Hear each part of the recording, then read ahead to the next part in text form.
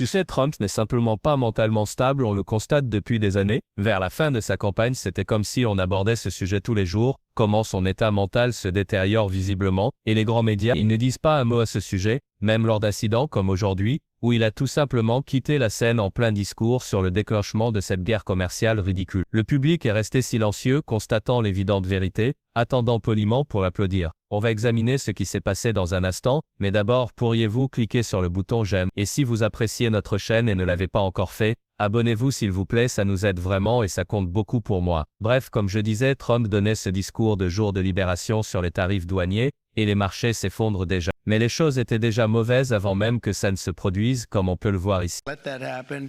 We truly can be very wealthy. We can be so much wealthier than any country. It's not even believable, but we're getting smart. Nearly a century later, in the face of unrelenting economic warfare, the United States can no longer continue with a policy of unilateral economic surrender. We cannot pay the deficits of Canada, Mexico, and so many other countries. We used to do it. We can't do it anymore. We take care of countries all over the world. We pay for their military.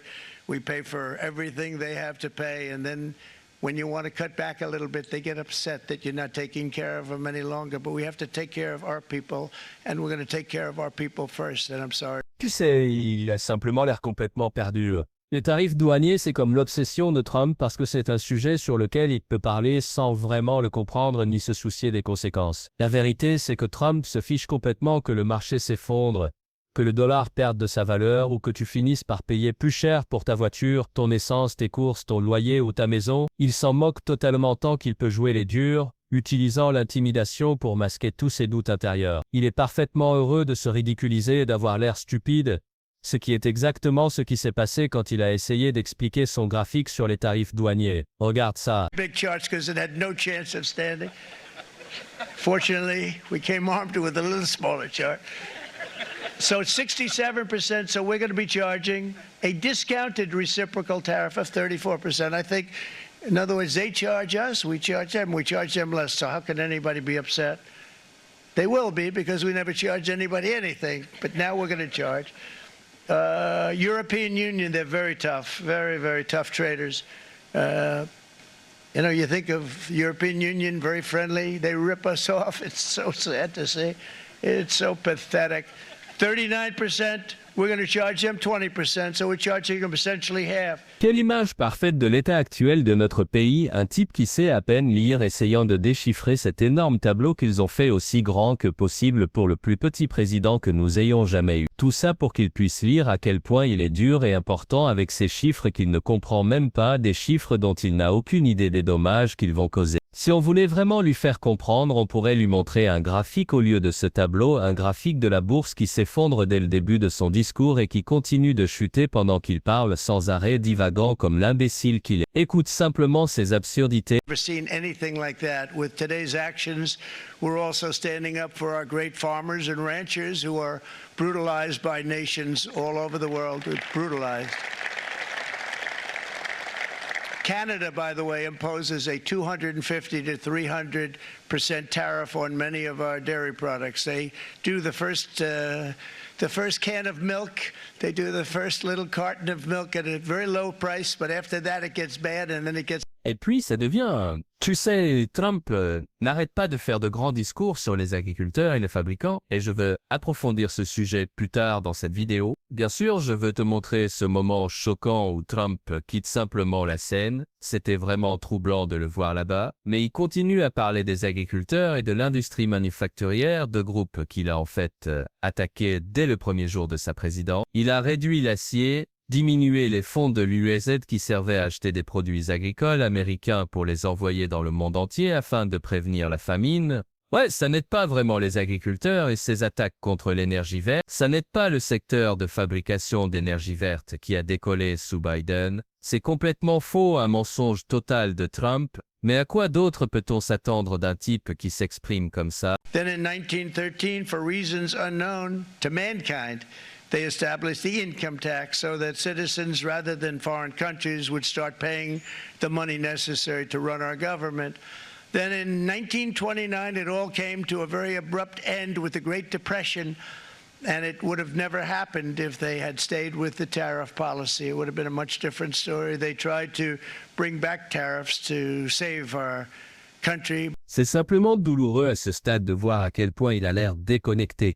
C'est tellement évident et je suis vraiment en colère que les grands médias ne prêtent aucune attention à cela. Surtout quand Trump n'est clairement pas totalement présent. Et ce moment que nous sommes sur le point de voir, si c'était Biden qui faisait la même chose, il serait complètement hystérique. Regarde simplement.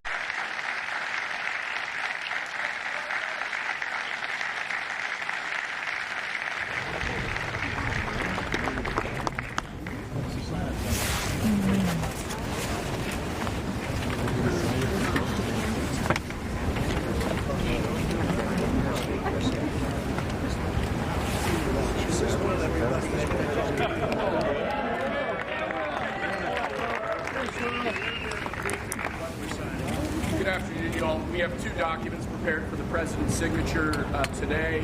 One closes what's referred to as the de minimis loophole. Donc Trump termine son discours sur les décrets concernant ses tarifs douaniers, n'est-ce pas? Là, les décrets juste à côté de lui, ce grand graphique et tableau juste là, c'est la raison pour laquelle tous ces gens sont présents. Ces décrets sont prêts, ça s'est produit un million de fois dans le Jardin des Roses. Mais que fait Trump? Il termine son discours et s'en va simplement parce qu'il ne se souvient même plus pourquoi il est là. Tout ce qu'il sait, c'est qu'il aime se tenir devant la foule, se plaindre, gémir et crier à propos des tarifs douaniers, mais il ne comprend rien d'autre. Mr. Chairman, the state of the rural economy in this country is declining by the minute because Donald Trump has decided to let Elon Musk put billionaires first and America last.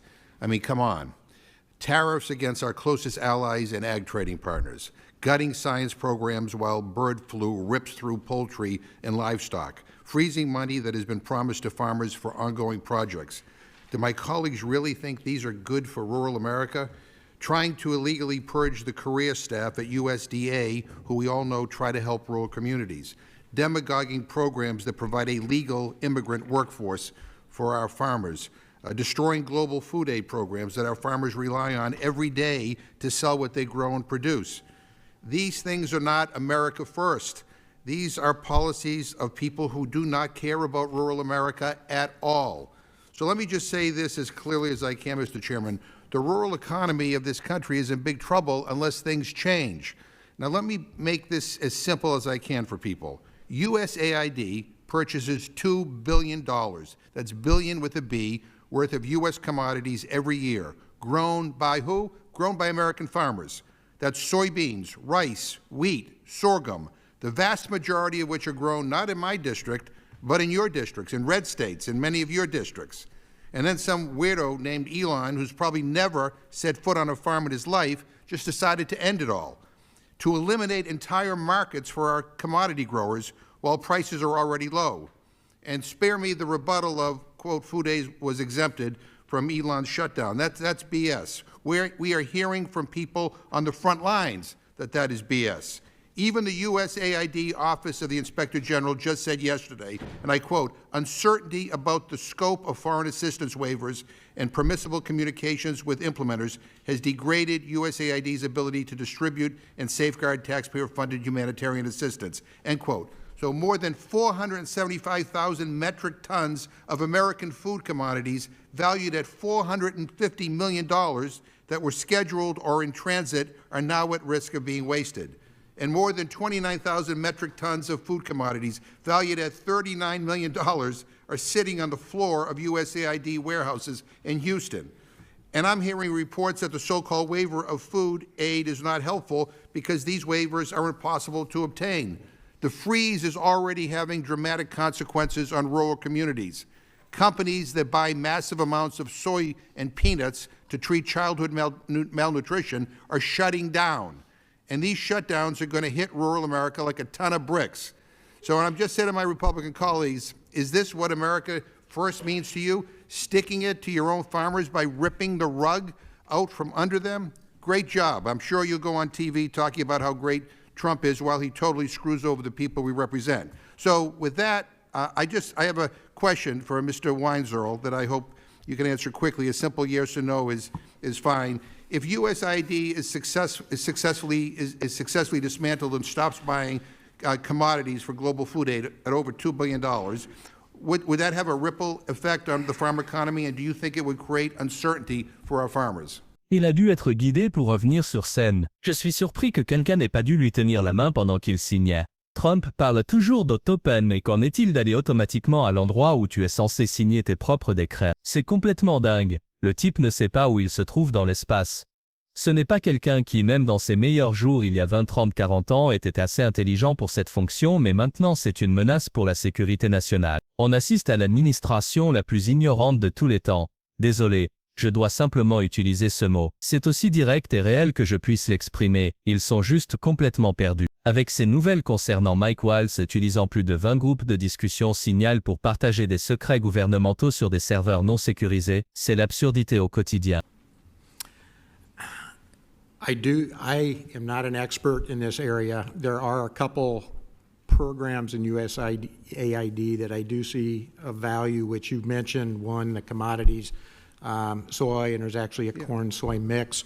I don't know if the amount there would be effective of the price, Right. but I think that's important. Right, but I mean, common sense tells you if, Nous avons des gens qui sont compromis simplement par leur propre ignorance et nous avons Trump qui aurait été compromis dès le premier jour, mais avec son esprit qui se détériore, ça empire chaque jour. Ces gens profitent de lui à la Maison-Blanche. On pense qu'Elon Musk est le seul coprésident, le seul président de l'ombre. Steve Miller l'est aussi, je te le garantis. C'est effrayant, surtout en sachant ce que ces types veulent faire et de qui ils se moquent complètement. Et j'ai mentionné les agriculteurs, plutôt quelqu'un qui a complètement détruit l'argument de Trump sur le soutien aux agriculteurs. Une totale imposture, c'était Jim McGovern dans cet extrait juste ici.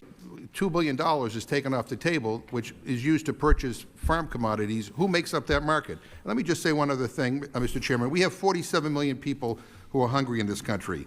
And I had hoped that America First meant that we're going to try to feed them. And I guess I was wrong because I hear that the Republican leadership is still pursuing $150 billion in cuts to SNAP. Si vous êtes un spectateur régulier de cette émission, vous savez que nous diffusons toujours quelques clips de Jim McGovern parce qu'il a toujours raison. Trump se moque complètement de l'incertitude, de l'instabilité, du chaos et de l'inquiétude qu'il crée sur tous les marchés. Regardons encore une fois le marché boursier, il s'effondre. Et qu'est-ce que Fox a dit l'autre jour? Je ne me souviens même plus qu'il a dit, ils se confondent tous dans ma tête, mais la ligne de Fox était quelque chose comme « Pendant la guerre, les gens se rassemblaient et faisaient face à de petites difficultés économiques. Ils construisaient même des bombes chez eux. Cela là des mêmes personnes qui ont crié au meurtre lorsque nous leur avons poliment demandé de simplement porter un masque en se promenant pour éviter que des gens meurent. C'était supposément la plus grande violation de leurs droits. Mais maintenant les gens doivent perdre tous leurs 4 ans trinquats et leurs économies de retraite parce que Trump est un idiot qui veut déclencher une guerre commerciale. Débarrassez-nous de ces absurdités. Nous ne l'achetons pas. Nous le dénonçons dans cette émission. Et si vous souhaitez soutenir cela, comme toujours, vous pouvez appuyer sur le bouton d'abonnement, laisser un like sur cette vidéo, et si vous êtes resté jusqu'à la fin, laissez un cœur bleu dans les commentaires. Et si vous voulez voir mon interview avec Cory Booker, je pense vraiment que vous devriez le faire, elle sera dans l'un de ces deux endroits. J'espère que vous jetterez un coup d'œil, et jusqu'à la prochaine fois, à bientôt.